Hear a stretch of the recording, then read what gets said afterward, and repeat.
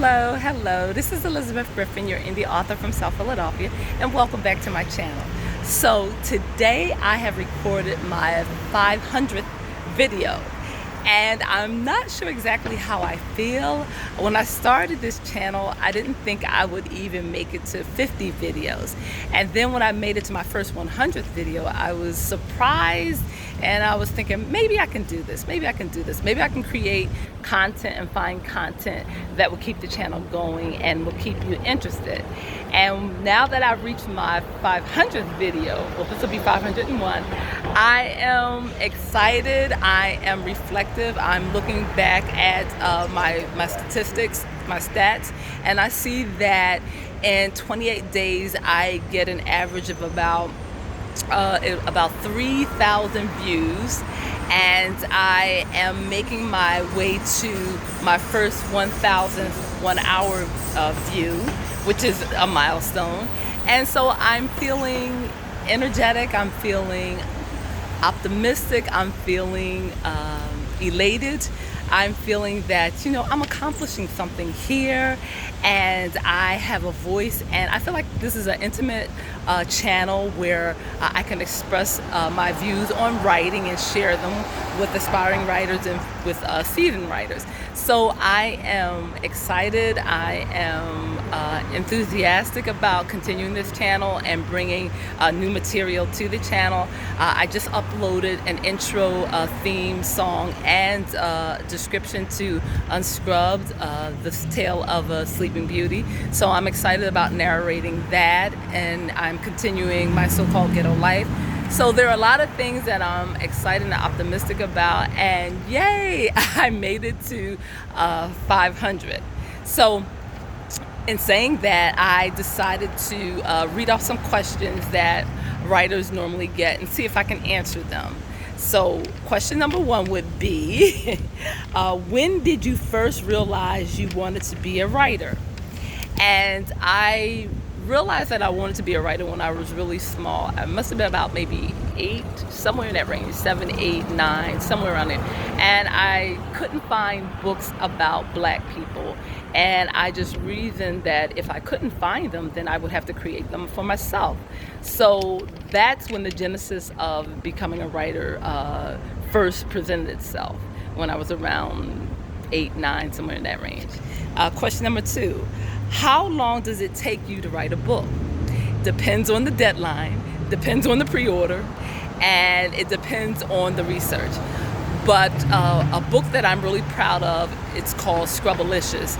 That took me about 9 months to write, and that included a lot of research. And I'm happy with the output of that.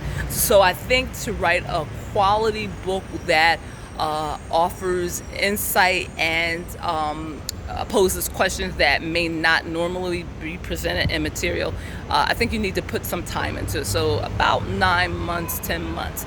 Now, if you're writing, let's say, category romances where boy meets girl, they have an argument, disagree, they separate, they come back together, it's a happily ever after, then that can be written quicker. But with Scrubbalicious, it was a medical drama that required a lot of research about surgeries and just different ethnic backgrounds. So depending on what you write, pause, will determine how long it takes you to write. So I would say on average, if it's a quality piece, that you're not trying to churn out, about 9 months. If it's something less, then you can do it within a month. I did a NaNoWriMo challenge where I wrote The School of Scrubs in a month, and then it took me another month to edit it. So it depends. And it also depends on your motivating factors. If you need money and you need to generate it right away, you will be amazed at the things that you can do and the writing that you can create. And just because you write fast doesn't mean it's not quality work. It depends on the author and what you're doing. Question number 3. Oh, it's windy out here. It says, what is your schedule like when you're writing? Well, I've shared that with you in the past. My schedule can vary. It can be me getting up early in the morning, let's say 4 o'clock in the morning, and writing before I go to work. It could include me working on my writing at the end of my night, which could be about like 9 o'clock, 10 o'clock. Like I know a couple of days ago I recorded a chapter of my so-called ghetto life around 10 o'clock, 11 o'clock, and I was like falling asleep at the laptop and drifting. But I wanted to get it done. I wanted to stay on schedule. So it depends. Some days, what is ideal for me is if I could write every day, write a couple of chapters, and that's what I'm going for now because I want to be consistent and I don't want to have a lapse in writing, because sometimes when you take time off to write, you have to get yourself in that mind frame. You have to train yourself to sit down every day and to write. So right now, it is about an hour or two a day. Also, you can use the weekends to catch up on your writing if you find that life has interfered with your writing, which it does with most of us. So it varies. But you're always trying to improve your schedule and find things that work for you and eliminate things that don't work for you. Question number 4. What is your, oh Lord, here you go. What would you say is your interesting writing quirk? My interest in writing quirk is I love to have a cup of tea while I'm writing in a big mason jar with lemon and sugar. That soothes me. I also like writing in my bed, but lately I decided to sit at the dining room table and to write there to have more structure. So the quirk is having a cup of tea when I write, because it relaxes me and it soothes me. So question number 4, the one that's really getting to me. How do you get published? Now for me, I'm an indie author, so I self-publish. So I use Amazon.com, I use Smashwords, I use Kobo, I use a whole medium of platforms to get my work out there. If you were going the more traditional route, then you would write your book, you would create a query letter, and you would send it out to the different publishing houses, and you would take it from there. But for me, I publish audiobooks independently. I use Find a Way to do that, and then I do my ebooks on the different platforms. So that's how I get published. But do your research, and there are a lot of different ways to get your work out there. You can also use like free platforms that allow you to upload your material for people to read for free. Okay, so question number 6, where do you get your information or ideas for your book? I get them by living my life and by observing. So I could see an interesting person walking down the street and decide, what can I say about that person? Or sometimes I'll look at stock photos on either Pixabay or on Shutterstock, and I'll try to imagine what that photo means, or what is the story behind that photo. And then sometimes, like for example, Unscrubbed came about because I was listening to a news report about a young woman that had Klein-Levin syndrome, and they called it Sleeping Beauty syndrome. And I'm thinking, wow, that is a story idea. A real actual sleeping beauty that you can justify and qualify and write about. That got my attention. So you can get it from a myriad of ways. You can get it through newspaper articles, television, stories about friends or from friends, observations. Any of those can give you ideas. Just always be on the lookout for an idea, and always be receptive to things going on, and just be observant. And definitely listen to dialogue. Sometimes you can overhear someone talking in an elevator and you get a spark for an idea. So always be open to ideas, always be observant. Question number 7. When did you write your first book and how old were you? I wrote my first book when I was 28. It was called NIARA. And the motivation came about because I had just had my first child at age 26. And it was a shock to me, all the different things that the body goes through and all the different things that you as a mother and a woman goes through. So I was thinking, if it was this startling for me as an adult, what must a teenager be experiencing if they find themselves pregnant? So I wanted to write that as a cautionary tale for young women and to prepare them for contractions, for labor and delivery, for breastfeeding, for all of that, for the ups and downs, for when relationships don't work out and you have the child but not the man. So I wanted this to be a warning, a cautionary tale for young women. So question number 8. What do you like to do when you're not writing? I love listening to audiobooks. I love learning Spanish. I love reading things that are interesting and unusual. And in between that, I am thinking about my next story, and I am definitely trying to write.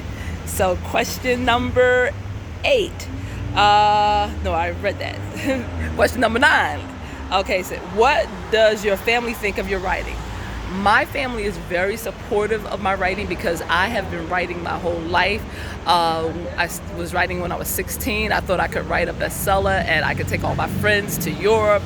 I had an orange diary that I would write stories in. I would write at McDonald's, which was my first job. I got that when I was around 16.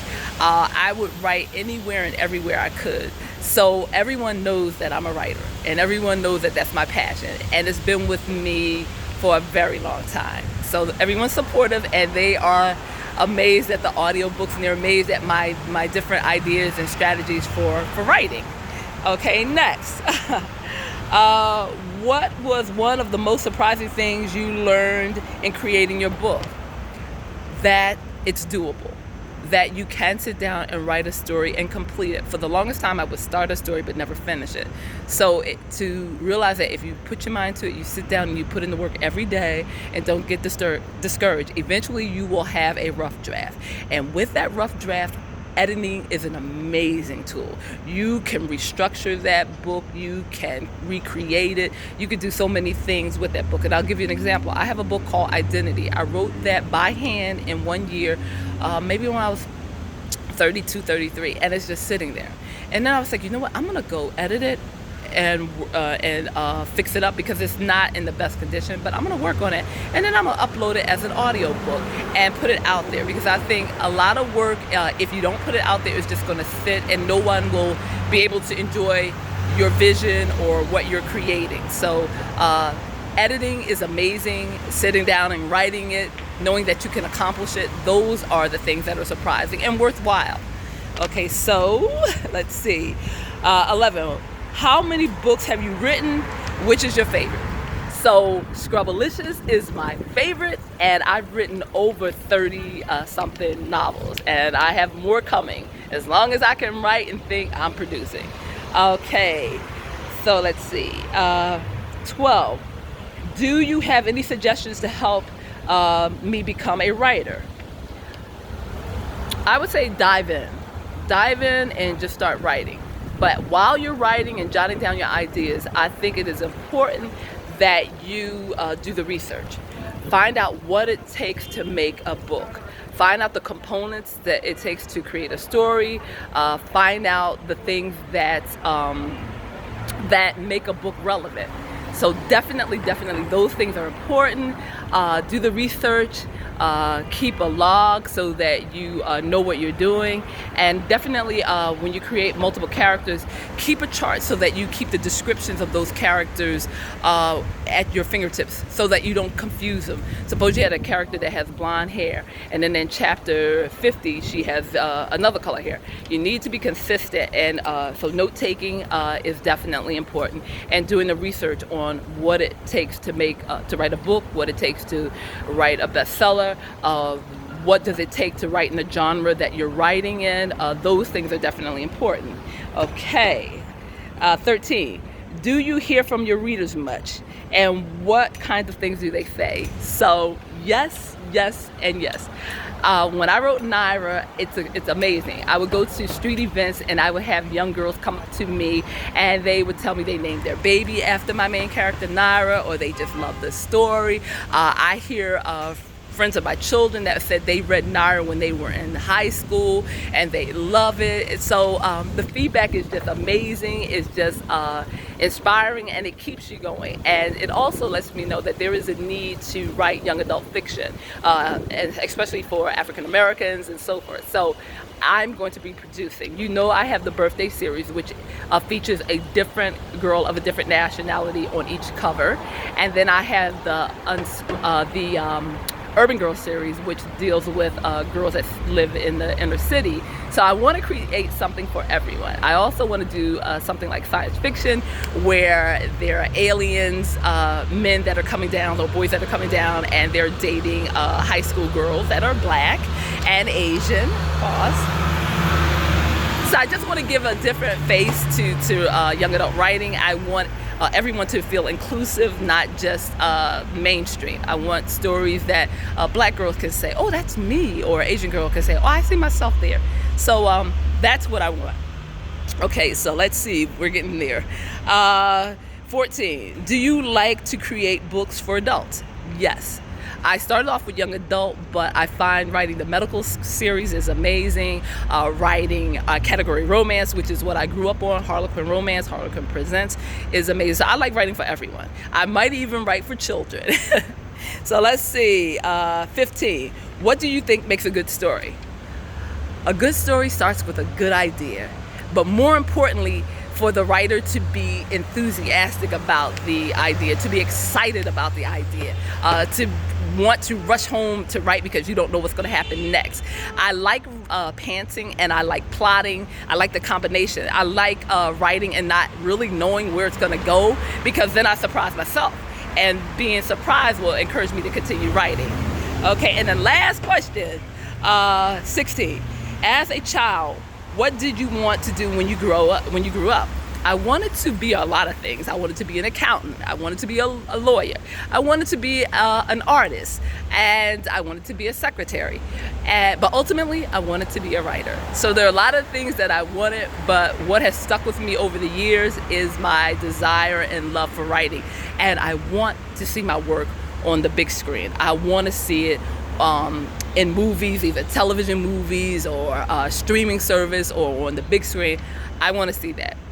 And as a younger person, when I had my children, I was like in my 30s, I went to see a movie with my husband, and I was inspired. Pause. I was inspired, and I was thinking while I looked at the big screen that I could never do that I could never create that. That's like impossible. But now I realize, no, it's not. No, it's not. So just stay focused, just go after your dreams, and just you can do it. You can do it. So thank you for joining me. I think this is the longest video I've ever made. I hope you enjoy it. Follow me on Facebook, Instagram, and Twitter. And again, I am excited about my 500th video. And until next time, love, peace, joy, and happiness. Hello. Bye-bye.